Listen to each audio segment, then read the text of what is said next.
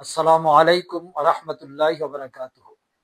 আলহামদুলিল্লাহ, আলহামদুলিল্লাহি রাব্বিল আলামিন, আসসালাতু ওয়াসসালামু আলা সাইয়্যিদিল মুরসালিন ওয়া আলা আলিহি ওয়া আসহাবিহি ওয়া আহলি বাইতিহি ওয়া শুহাদাই উম্মতিহি আজমাইন। আজকের এই অনলাইনে আয়োজিত শিক্ষা শিবিরের সম্মানিত পরিচালক, সম্মানিত দায়িত্বশীল বৃন্দ এবং শিক্ষার্থীবৃন্দ, মহান আল্লাহর দরবারে শুকরিয়া, পবিত্র জুমার দিনে আপনাদের সামনে অনলাইনে সংযুক্ত হওয়ার সুযোগ পেয়েছি। আলহামদুলিল্লাহ। আজকে আমার আলোচনার বিষয়বস্তু হচ্ছে পরিবর্তিত পরিস্থিতিতে আমাদের করণীয়। প্রিয় ভাইরা, পরিবর্তিত পরিস্থিতি বলতে আমি যা বুঝি সেটা হচ্ছে সদ্য সমাপ্ত একটি নির্বাচন, এই নির্বাচনের পর সরকার গঠন এবং এই সরকার গঠনের পর আজকে 17 তারিখে সরকার শপথ গ্রহণ করেছে, আর আজকে হলো 27 তারিখ। 38 দিন যাবৎ এই সরকার রাষ্ট্র পরিচালনা করছে। এই নির্বাচন নিয়ে অনেক কথা আছে এবং অনেক বক্তব্য আছে। আমিরে জামাত এই নির্বাচন সুষ্ঠু হয়েছে এটা বলেননি, তিনি নির্বাচনের ফলাফল মেনে নিয়েছেন এবং বিরোধী দলের আসনে বসার সিদ্ধান্ত ঘোষণা করেছেন। আমিরে জামাতের সিদ্ধান্ত ঘোষণার পর বাংলাদেশ জামাত ইসলামী বিরোধী দলীয় সংসদীয় দল হিসেবে জামাত ইসলামী তার ভূমিকা পালন করে যাচ্ছে। ইতিমধ্যেই সংসদের 2টো কার্যদিবস অতিবাহিত হয়ে গিয়েছে। আমির জামাত হিসেবে, এমপি হিসেবে এবং সংসদে বিরোধী দলীয় নেতা হিসেবে তিনি কার্যকর ভূমিকা রাখার চেষ্টা করে যাচ্ছেন। এই প্রেক্ষিতে আজকে ইসলামী আন্দোলনের কর্মী হিসেবে আমাদের সামনে রাখতে হবে যে আল্লাহ রাব্বুল আলামিন মানব জাতিকে সৃষ্টি করেছেন তার দাসত্ব করার জন্য, তার আনুগত্য করার জন্য, তার নির্দেশ মানার জন্য, বাস্তবায়ন করার জন্য এবং একমাত্র আল্লাহ রাব্বুল আলামিনের সার্বভৌমত্ব প্রতিষ্ঠার জন্য। আল্লাহ ছাড়া আর কারো সার্বভৌমত্ব থাকবে না, এটাই হচ্ছে আল্লাহ রাব্বুল আলামিনের ঘোষণা। ইয়া আইয়ুহান নাস উবুদু রাব্বাকুমুল্লাযী খালাকাকুম। আল্লাহ তাআলার স্পষ্ট ঘোষণা হচ্ছে, হে মানব জাতি, তোমরা আমার দাসত্ব স্বীকার করো, আমার দাসত্বকে গ্রহণ করে নাও। এবং এই রাব্বুল আলামিনের তিনি তার পরিচয় দিয়েছেন, যিনি তোমাদের জন্য এই মাটি বিছনার মতো পেতে দিয়েছেন এবং আসমান সৃষ্টি করেছেন। আল্লাহ রাব্বুল আলামিন সেই মানুষকে তার আনুগত্যের জন্য, দাসত্বের জন্য আহ্বান জানিয়েছেন। মানুষের দায়িত্বই হচ্ছে আল্লাহ রাব্বুল আলামিনের আনুগত্য করা, তার নির্দেশ বাস্তবায়ন করা।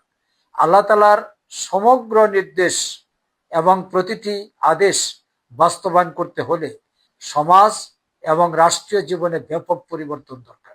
বিশেষ করে রাষ্ট্রীয় সহযোগিতা ব্যতীত আল্লাহর দ্বীনের পূর্ণাঙ্গ বিজয় সম্ভব নয়, আল্লাহ রাব্বুল আলামিনের দ্বীনের পূর্ণাঙ্গ বাস্তবায়ন সম্ভব নয় এবং আল্লাহ রাব্বুল আলামিনের দাসত্ব পরিপূর্ণভাবে সম্ভব নয়। এই জন্যই ইসলামকে রাষ্ট্রীয়ভাবে প্রতিষ্ঠিত করতে হবে। স্বয়ং আল্লাহ তাআলা তার রসুলকে শিক্ষা দিয়েছেন সুলতানান নাসিরা, যে তুমি আল্লাহর কাছে এই বলে দোয়া করো যে, হে আল্লাহ, আমার জন্য একটি রাষ্ট্র শক্তিকে তোমার পক্ষ থেকে সাহায্যকারী বানিয়ে দাও। রাষ্ট্র শক্তির সাহায্য ব্যতীত প্রকৃতপক্ষে ইসলাম প্রতিষ্ঠিত হতে পারে না। এই রাষ্ট্র শক্তি গ্রহণ করার 2টো পদ্ধতি আছে। একটি হচ্ছে গণ অভ্যুত্থান এবং গণবিপ্লবের মাধ্যমে সামগ্রিক প্রেক্ষাপট পরিবর্তন করে রাষ্ট্র ক্ষমতা নিজের অনুকূলে নিয়ে আসা। আরেকটি হলো যেটা প্রচলিত পদ্ধতি, শান্তিপূর্ণভাবে পিসফুল্লি ক্ষমতা হস্তান্তরের প্রক্রিয়া, যেটা নির্বাচনের মাধ্যমে হয়ে থাকে। উভয় ক্ষেত্রেই দরকার জনসম্পৃক্ততা এবং জনগণের ব্যাপক অংশগ্রহণ। জনগণের ব্যাপক অংশগ্রহণ করার জন্যই ইসলামী আন্দোলনের জন্য দাওয়াতি কাজ অপরিহার্য। বর্তমান প্রেক্ষিতে আমি বলবো যে আমাদেরকে আল্লাহ রাব্বুল আলামিন যে পজিশন দিয়েছেন, আলহামদুলিল্লাহ।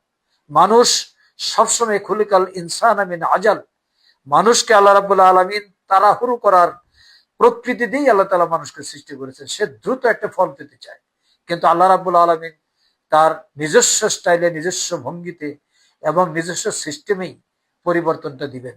আমাদেরকে স্বাভাবিকভাবেই এগিয়ে যেতে হবে। আজকের এই প্রেক্ষাপটে আমি সবচেয়ে বড় গুরুত্ব দিতে চাই, মানুষের কাছে ইসলামের সমহান আদর্শ পৌঁছে দিতে হবে। ইসলামকে পরিপূর্ণভাবে, পূর্ণাঙ্গভাবে এবং কমপ্লিটলি মানব জাতির কাছে উপস্থাপন করতে হবে। এই ক্ষেত্রে দাঈ আল্লাহর যে চরিত্র, সেই চরিত্র আমাদের মাঝে নিয়ে আসতে হবে। ইসলামকে সায়েন্টিফিক ওয়েতে, বিজ্ঞান ভিত্তিক উপায়ে, যুক্তিপূর্ণ ভাষায় এবং তাত্ত্বিকভাবে, তথ্যগতভাবে ইসলামকে মানুষের সামনে তুলে ধরার কাজটি সবচেয়ে বেশি গুরুত্ব দিতে হবে। একজন কৃষকের বর্ণনা কোরআনে আছে। একজন কৃষক কিভাবে তার কার্যক্রম চালাবে, তার জীবন কিভাবে চলবে, লাইফ স্টাইল কিভাবে হবে, তার প্রিন্সিপাল কি হবে, সবকিছু আল্লাহ তাআলা কালামে হাকিমে বলেছেন। একজন বিজ্ঞানী, তার জন্য কোরআন শরীফ আল্লাহ তাআলা নির্দেশিকা দিয়েছেন। সুতরাং বিজ্ঞানীর কাছে দাওয়াতি কাজ ঠিক সেভাবেই হতে হবে। একজন শিক্ষাবিদের কাছে দাওয়াতি কাজ ঠিক সেইভাবেই হতে হবে। অর্থাৎ দাওয়াত ব্যাপকভাবে মানুষের কাছে পৌঁছে দিতে হবে।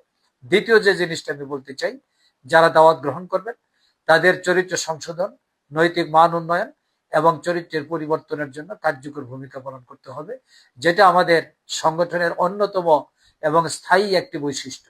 এই কাজটি করার মাধ্যমে লোক তৈরি হবে, মানুষের মনোজগতে ইসলাম ঢুকবে, তার চরিত্র দেখে মানুষ প্রভাবিত হবে। এইভাবে দ্বিতীয় দফা কাজ আমাদের সম্পন্ন করে তৃতীয় যে কাজটি করতে হবে, ওয়েলফেয়ার অ্যাক্টিভিটিজের মাধ্যমে আমাদের মানুষের কাছে দাঁড়াতে হবে, পাশে দাঁড়াতে হবে, মানুষের খেদমত করতে হবে। সুখে দুঃখে সব সময় আমরা মানুষের পাশে থাকবো। এরপরে আমরা সামাজিক ভাবে মানুষকে সহযোগিতা করার জন্য আমাদের এবিলিটির মধ্য থেকে যতটুকু করা সম্ভব আমরা ততটুকুই করব। এরপরে আমরা রাষ্ট্রীয় সংশোধনের জন্য ভূমিকা রাখবো, নিয়মতান্ত্রিক ভাবে, গণতান্ত্রিক প্রক্রিয়ায়, শান্তিপূর্ণ উপায়ে, স্বাভাবিকভাবে। আজকে যেহেতু খুবই সংক্ষিপ্ত সময়ের জন্য আমাকে বলা হয়েছে, সেই জন্য আমি বক্তব্য দীর্ঘায়িত করব না। আমি মনে করি দুনিয়ায় কোনো কিছু পাওয়ার জন্য আমরা ইসলামী আন্দোলন করি না। আমাদের চূড়ান্ত গন্তব্য হচ্ছে জান্নাত এবং পরকালীন মুক্তি। দুনিয়া ইসলামী আন্দোলন করার মধ্য দিয়েই আল্লাহ রাব্বুল আলামিন পরকালীন মুক্তির গ্যারান্টি দিয়েছেন। ইয়াগফির লাকুম যুনুবাকুম, জান্নাতে দাখিল করানোর জন্য ঘোষণা দিয়েছেন, জাহান্নামের আযাব থেকে মুক্তির কথা বলেছেন। সুতরাং দুনিয়ার জীবনে আল্লাহর দ্বীন কায়েম করার জন্য আমাদের চেষ্টা, সাধনা, সংগ্রাম করতে হবে। পরিবর্তিত পরিস্থিতিতে আসুন আমরা আল্লাহর দ্বীনকে বিজয়ী করার জন্য সর্বাত্মক চেষ্টা চালিয়ে যাই। আল্লাহ রাব্বুল আলামিন আমাদেরকে তৌফিক দান করুন, বরকত দান করুন, দুনিয়া এবং আখিরাতে আমাদেরকে কামিয়াব দান করুন। আপনাদের সবাইকে ধন্যবাদ। আসসালামু আলাইকুম ওয়া রাহমাতুল্লাহি ওয়া বারাকাতুহু।